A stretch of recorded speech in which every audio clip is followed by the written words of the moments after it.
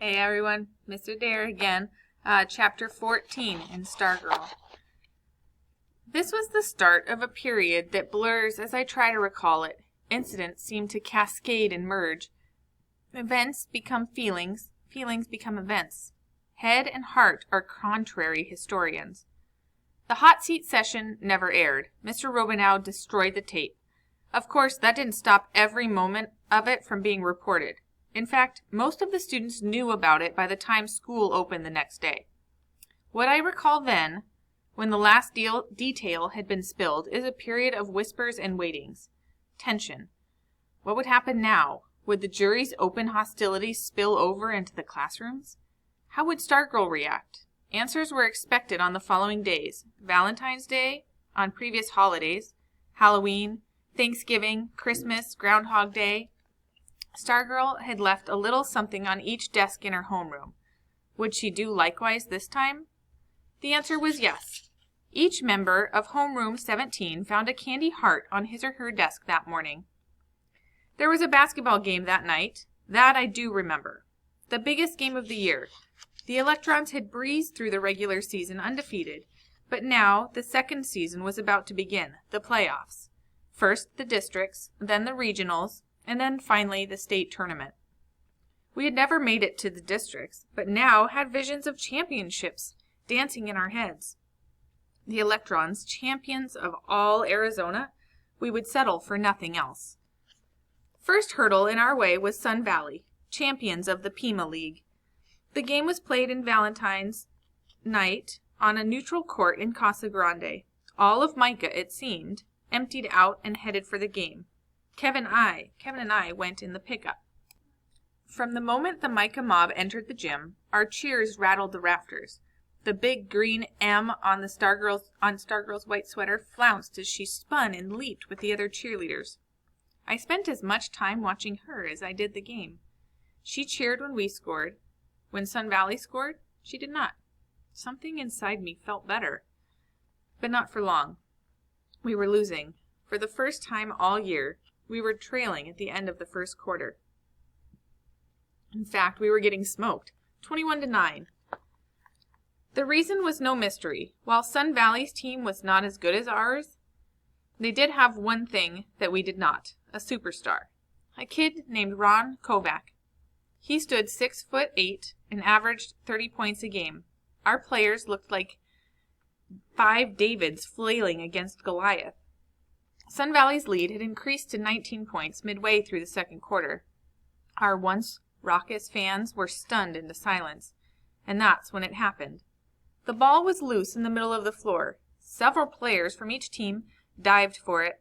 At that moment, Kovac was running past, trying to avoid the divers, and his right foot came down on a prone player's sneaker. So it was told to the newspapers the next day.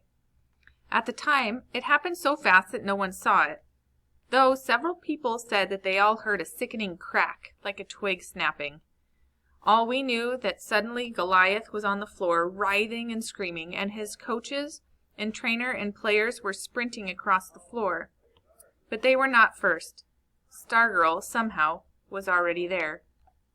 While Kovac's own cheerleaders sat gaping and stricken on the bench, Stargirl knelt on the hardwood floor. She held his head in her lap while the others attended his broken leg. Her hands moved over his face and forehead, and she seemed to be saying things to him. And when they carried him away on a stretcher, she followed. Everyone, both sides, stood and applauded. The Sun Valley cheerleaders leaped as if they'd just scored 2 points. Ambulance lights flashed in the high windows. I knew why I was applauding, but I wondered about some of the other Micah fans. Were they really standing in tribute, or because they were happy to see him go?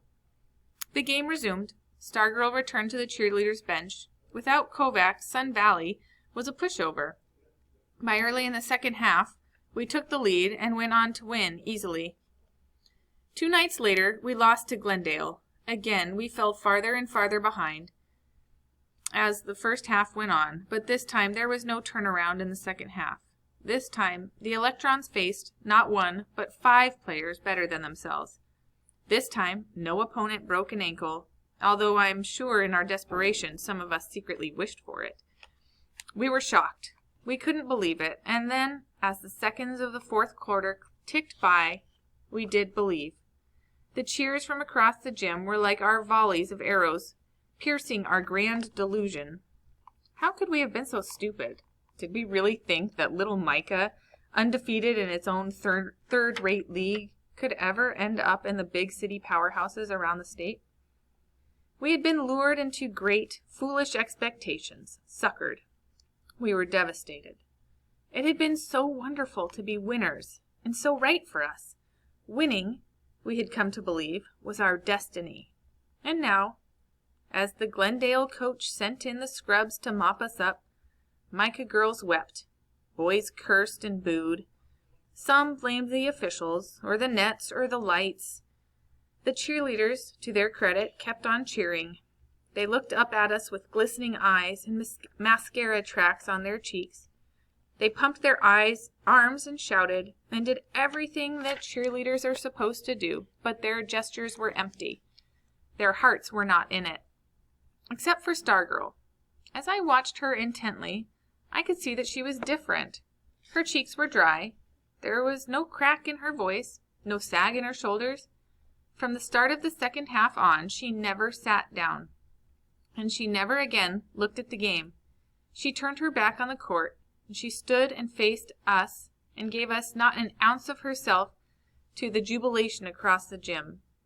We were losing by 30 points with a minute to go, but she cheered on as if we had a chance. Her eyes blazed with a ferocity that I had never seen before.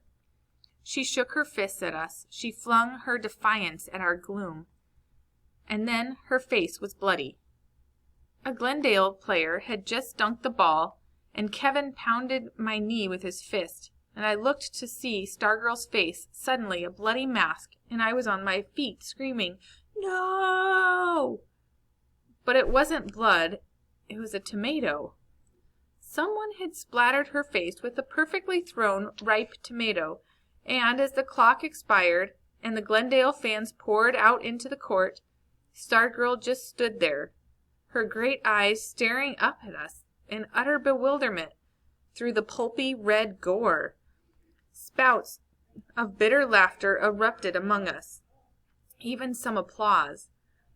The next morning at home I found the card. It was in a school notebook that I apparently had not opened for several days. It was a valentine, one of those little cut-out third-grade sorts, showing a blushing little boy and a girl with Mary Jane shoes and a big red heart between them, and the words, "I love you." And as third-graders and high schoolers often do, the sender had signed it in code. Stargirl. I'll show you. Stargirl.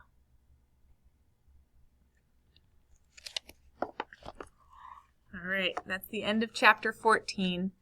So it seems that Stargirl is leaving a little message there for Leo that she is in love with him, or that she loves him. And all of those Micah fans are not happy with Stargirl as she continues to cheer and they're losing. So they end up hitting her in the face with a tomato. Not cool. See you next time.